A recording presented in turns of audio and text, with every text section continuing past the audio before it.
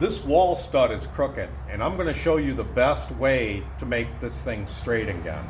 Most guys cut this straight, and that is not the way to do this. They end up adding another stud, and I'm going to show you a way that's not only more effective, but it doesn't require another wall stud, and that's to set your saw at a diagonal.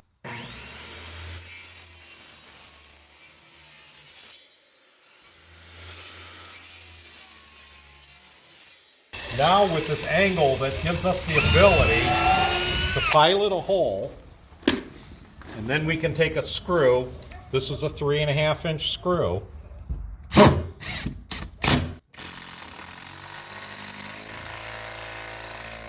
And run it in to straighten the stud.